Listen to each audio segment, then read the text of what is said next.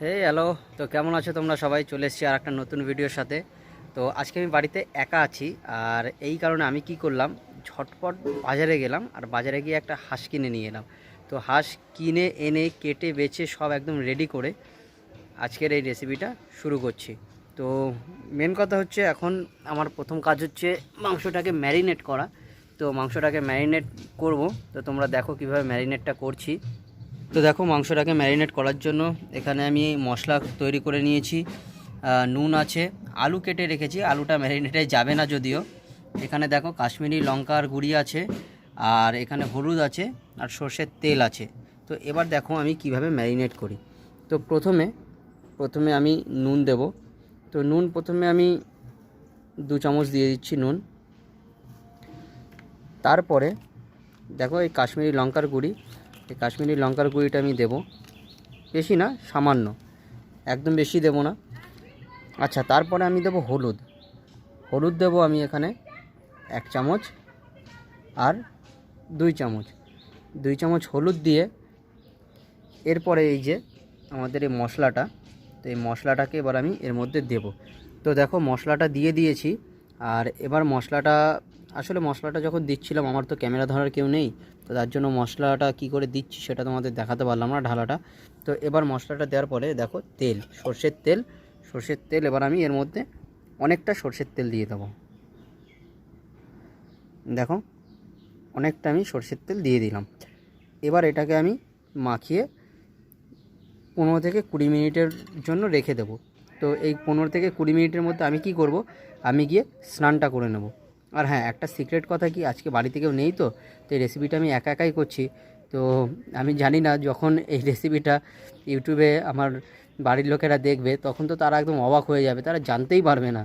তো দেখো এবার আমি মাখানোটা শুরু করছি। তো এটাকে আমি ভালো করে মাখিয়ে নেব।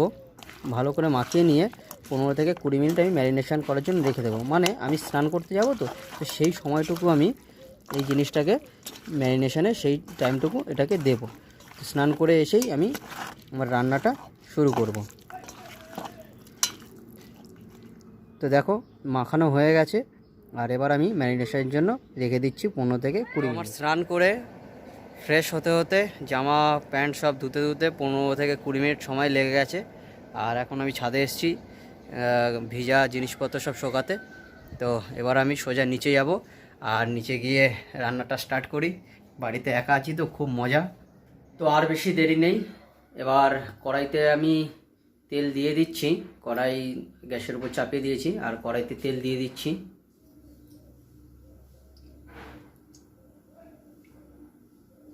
তো দেখো কড়াইতে তেল দিয়ে দিলাম, আর এবার তেলটা একটু সামান্য গরম হলেই আমি প্রথমে আলুগুলোকে ভাজবো। এই দেখো সাইডে আলু রয়েছে, তো আলুগুলোকে প্রথমে ভেজে নেব। তো আমার তেল গরম হয়ে গেছে, আর এবার আমি আলুগুলোকে ভাজবো।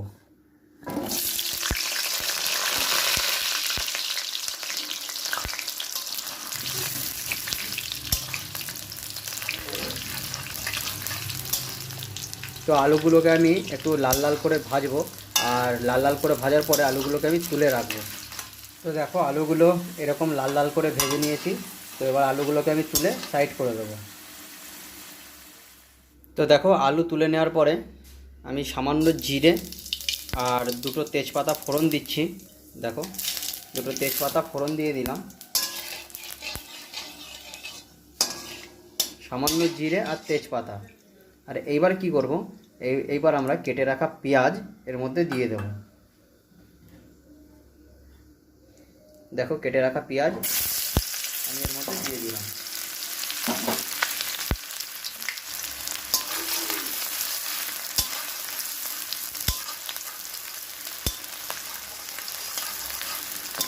তো পেঁয়াজগুলোকে আমি 2 মিনিট ভাজবো। তো দেখো আমাদের পেঁয়াজটা ভাজা হয়ে গেছে। তো এবার আমরা কি করব, এবার আমরা এর মধ্যে আমাদের এই যে ম্যারিনেট করা মাংসটা দিয়ে দেবো।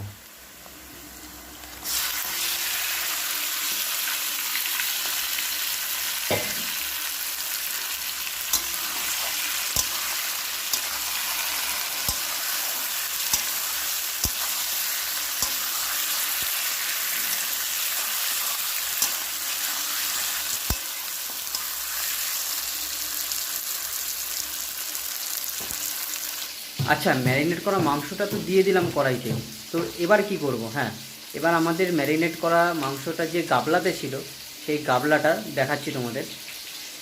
এই দেখো, এই যে গাবলায় কত মশলা লেগে আছে না। এবার এতে কি করব, এতে আমরা সামান্য জল দেব, জল দিয়ে এই মশলাটাকে আমরা মাংসের মধ্যে দিয়ে দেব। দেখো সামান্য জল দিচ্ছি, বেশি না, অল্প জল দেব। তো জল দিয়ে এবার আমরা এই গাবলাটাকে ভালো করে ধুয়ে নেব। দেখো গাবলাটাকে এইভাবে নাড়িয়ে নাড়িয়ে ধুয়ে নিচ্ছি। এতে কী হবে, আমাদের যে মশলাটা এতে লেগেছিল সেই মশলাটা আর কি সম্পূর্ণ ওয়েস্ট হবে না। দেখো তারপরে এই যে মাংসের মধ্যে আমরা ঢেলে দিলাম জলটা। এইবার মাংসের মধ্যে ঢেলে দেওয়ার পরে ভালো করে নাড়াবো, মানে মিক্স করব, মাংসটার সাথে জলটা ভালো করে মিক্স করব। আর তারপরে আমরা ঢেকে দেব, ঢেকে দিয়ে 10 মিনিট ঢেকে রাখবো। 10 মিনিটের মধ্যে আমাদের মাংসটাও অনেকটা গলে যাবে, আর মানে মাংসটা ভালো করে কষানো হবে। তো দেখো এই যে ঢেকে দিলাম, একদম ফুল আঁচে ঢেকে দিতে হবে 10 মিনিট। তো মাংসটা ঢেকে দিয়েছি 2 মিনিট হলো, সময় মাত্র 2 মিনিট হয়েছে। তো এবার কি করব, আমরা একবার তুলে চেক করব, আর এই মুহূর্তেই আমরা এর মধ্যে আলুটা দিয়ে দেব। তো আলুটা দিয়ে দিলাম। এবার আলুটা দিয়ে আমরা যে 10 মিনিট বলেছিলাম, এবার 10 মিনিট আমরা ঢেকে রাখবো। বেশিক্ষণ সময় লাগবে না, মাত্র হাতে গুনে 10টা মিনিট আমরা ভালো করে জাল দিলে আমাদের মাংসটা কষে যাবে। তো দেখো 10 মিনিট পরে আমি ঢাকনা তুলে দিয়েছি, আর তারপরে মাংসটা ঠিক এই যে এরকম, জলটাও অনেকটা শুকিয়ে গেছে। দেখো তেল ছেড়ে দিয়েছে, আর তেল ছেড়ে দেওয়া মানেই আমাদের রান্না অর্ধেক কমপ্লিট, মানে মাংস কষানো একদম রেডি। তো এবার কি করব, এবার আমি এর মধ্যে জল দিয়ে দেবো। মাংস কষানো যখন হয়ে গেছে, এবার আমি এর মধ্যে জল দেবো। আর জল দেওয়ার আগে তোমাদের একটা জিনিস দেখায়, এই দেখো এটা হচ্ছে ভাজা মশলা। এখানে গোলমরিচ, জিরে, শুকনো লঙ্কা, এইগুলো আর কি একটা ভাজা মশলা করা আছে। তো এই ভাজা মশলাটা তোমরা আগের হাঁসের ভিডিওতেও দেখেছো, তো কীভাবে ভাজা মশলাটা করেছিলাম তোমরা নিশ্চয়ই আগের ভিডিওতে জেনে গেছো। তো জল দেওয়ার পরে আমি এই ভাজা মশলাটা 2 চামচ দেবো এর মধ্যে। তো দেখো জল দিচ্ছি এবার। তো মাংসতে জল দিয়ে দিলাম, আর জল দেওয়ার পরে এবার আমি এর মধ্যে 2 চামচ ভাজা মশলাটা দেব। দেখো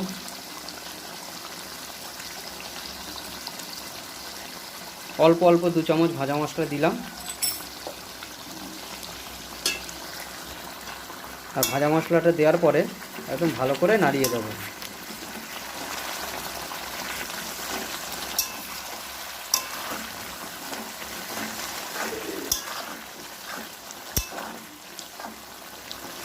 তো এবার আমাদের আর বেশি সময় লাগবে না, মিনিমাম আর 10 মিনিট সময় লাগবে আমাদের রান্নাটা কমপ্লিট হতে।